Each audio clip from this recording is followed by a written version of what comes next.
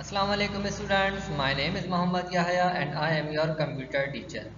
Welcome to lecture number 5 of class 7.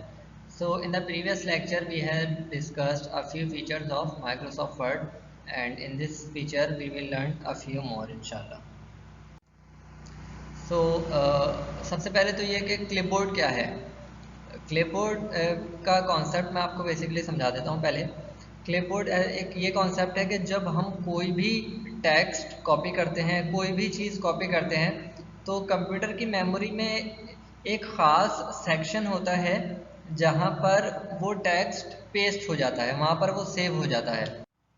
और जब हमें वो टेक्स्ट दोबारा चाहिए होता है तो हम उस सेगमेंट से उसको रिकॉल करवा लेते हैं और जहाँ पेस्ट करना होता है वो वहाँ हम उसे पेस्ट कर देते हैं। तो ये क्लिपबोर्ड का कॉन्सेप्ट है कि कंप्यूटर में एक मेमोरी सेगमेंट होता है जहाँ पर वो जो टेक्स्ट है कॉपी टेक्स्ट है वो सेव हो जाता है, और जब हमें रिकॉल करवाना होता है तो वहाँ से हम उसको रिकॉल करवा के पेस्ट कर देते हैं। और जब हम दोबारा कॉपी करते हैं तो उसी टेक्स्ट पर वो ओवरराइड हो जाता है। तो यहाँ पर जो माइक्रोसॉफ्ट में क्लिपबोर्ड है, इन्होंने क्या किया है कि एक हमारे पास ऑप्शन दे दिया है कि हम जो जो टेक्स्ट कॉपी कर रहे हैं, इन्होंने एक क्लिपबोर्ड का सेक्शन बना दिया है, जैसा कि आप यहाँ पे स्क्रीन पर देख सकते हैं। इस सेक्शन में क्या होता है कि जब हम कुछ कॉपी करते हैं तो वो यहाँ पे पेस्ट हो जाता है, यहाँ पे सेव हो जाता है। फिर हम दोबारा कुछ कॉपी करते हैं तो वो भी अलग से यहाँ पे सेव हो जाता है। आमतौर पे तो वैसे ओवरराइड हो जाता है, यानी उसी के उसको हटा के उसकी जगह आ जाता है, लेकिन ये यहाँ पे इन्होंने क्या ऑप्शन दिया हुआ है कि वो सब एक एक करके सेव हो जाते हैं। पहले मैंने क्या किया था, मैंने ये कॉपी किया था तो वो यहाँ पहले यहाँ पे सेव हुआ, फिर मैंने दोबारा ये कॉपी किया तो फिर वो यहाँ सेव हुआ। तो यानी जो सबसे पहले कॉपी किया था वो सबसे नीचे होगा, और जब जो सबसे आखिरी में पेस्ट किया था वो सबसे ऊपर होगा। तो जब मैं पेस्ट करने लगूंगा तो क्या होगा, जो सबसे आखिर में मैंने कॉपी किया था वो पेस्ट होगा। तो अगर मुझे सबसे पहले जो मैंने कॉपी किया था वो पेस्ट करना है तो मुझे उसको सेलेक्ट करना पड़ेगा राइट क्लिक से, और यहाँ पर फिर पेस्ट का ऑप्शन होगा। तो जब पेस्ट क्लिक करेंगे तो जहाँ पर हमने कर्सर रखा हुआ होगा वो वहाँ पर पेस्ट हो जाएगा। तो क्लिपबोर्ड का सेक्शन हमारा होता है होम में। होम सेक्शन में एक सब सेक्शन है क्लिपबोर्ड का। तो इसको विंडो को टैब को शो करने के लिए यहाँ आप ये जो छोटा सा आइकन देख रहे हैं इस पर क्लिक करना होता है, तो ये सेक्शन हमारे पास शो हो जाता है, और यहाँ से हमारे पास फिर कॉपी और पेस्ट के जो भी सारे ऑप्शन हैं वो हमारे पास आ जाते हैं। तो ये है हमारा जो क्लिपबोर्ड का फीचर।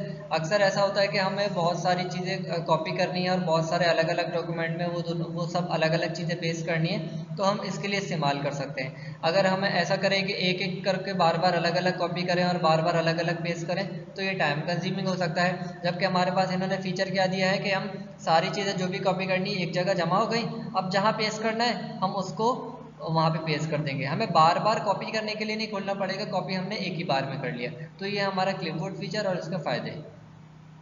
एक और जो हमारे पास इम्पॉर्टेंट फीचर है वो है सिंबल्स और इक्वेशंस का।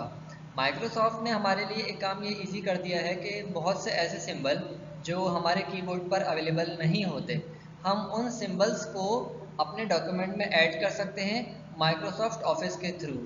इसको हम एक्सेस किस तरह कर सकते हैं, यहाँ पर रिबन में इंसर्ट का जो सेक्शन है उस सेक्शन पे क्लिक करने के बाद हमारे पास उसके एंड में देखें सब सेक्शन है सिंबल एंड इक्वेशंस का। तो यहाँ से हम इनको ऐड कर सकते हैं। बहुत सारे सिंबल्स ऐसे होते हैं जो कीबोर्ड में अवेलेबल नहीं होते, जैसे अल्फा बीटा गामा, जैसे पाई। तो इन सबको हम यहाँ से ऐड कर सकते हैं। इसी तरह हमारे पास इक्वेशंस का भी ऑप्शन है, हम ज्योमेट्रिक इक्वेशंस लिख सकते हैं, ट्रिग्नोमेट्रिक इक्वेशंस लिख सकते हैं, क्वाड्रेटिक फार्मूला, इस तरह मुख्तलिफ फॉर्म्स की जो इक्वेशंस हैं वो हम लिख सकते हैं। इसी तरह देखें यहाँ पे इंसर्ट न्यू इक्वेशन का ऑप्शन है, जब हम इस पर क्लिक करेंगे तो हमारे पास मजीद ऑप्शन आ जाएंगे कि ये हम हमारे पास और ऑप्शन हैं कि इनको भी हम ऐड कर सकते हैं।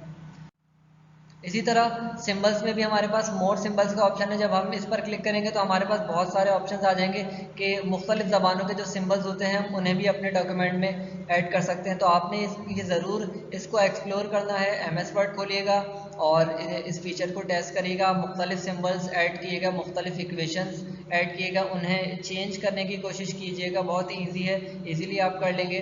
तो ये ज़रूर परफॉर्म करके देखिएगा टास्क। अच्छा, इसके अलावा जो आपका होमवर्क है वो ये है कि जो आपकी बुक है, बुक के चैप्टर के एंड में ट्रू फॉल्स, एमसीक्यूज और फिल इन द ब्लैंक्स है, वो आपने सॉल्व करने हैं। तो बुक बुक रीड कीजिएगा और उनके आंसर्स उसमें से एक्सट्रैक्ट कीजिएगा। इसके अलावा ये क्वेश्चंस देखें, how does the split feature help us format a document. ये हमने स्प्लिट फीचर लास्ट लेक्चर में डिस्कस किया था, तो इसका आंसर पेज नंबर 50 पर है, तो आपने इसका आंसर एक्सट्रैक्ट करके नोटबुक में लिखना है। इसी तरह how does undo and redo feature help us working on a document. हाँ, अनडू और रीडू जो फीचर है, इससे हमें क्या फ़ायदा होता है, वो हमें किस किस तरह हमारे लिए ईज पैदा करते हैं, तो ये सब आपने पेज नंबर 51 पर इसका पैराग्राफ देखना है, हमने लास्ट लेक्चर में डिस्कस किया था, और फिर इसका आंसर अपनी नोटबुक में आपने लिखना है। इसी तरह हमारे पास एक और क्वेश्चन ये देख लें, right a brief short note on the method of use of find and replace. Find and replace का जो फीचर है, ये किस तरह इस्तेमाल करते हैं, ये आपने बुक में देखना है, हमने लास्ट टाइम डिस्कस किया था। आपके बुक में पेज नंबर 52 और 53 पर इसका आंसर है, ये आपने देखना है और उसको शॉर्ट नोट के फॉर्म में नोटबुक में करना है। तो ये आपके क्वेश्चन आंसर्स हो गए कुछ, और ये आपका प्रैक्टिकल टास्क है। आपने क्या करना है, right 3 random paragraph from your book. Book में से आप कोई भी पैराग्राफ चूज कर लें और उनको आपने MS वर्ड के डॉक्यूमेंट में लिखना है। Then find some random words and replace them with others. फिर आपने उसमें से कोई वर्ड खुद चूज कर लेना है कि आपने इस लफ्ज़ को आपने डॉक्यूमेंट में फाइंड और रिप्लेस फीचर के ज़रिए से फाइंड करना है, और फिर आप खुद ही से उसको किसी और लफ्ज़ से रिप्लेस कर दें। फिर आप क्या करें, undo and redo your changes to see the effect.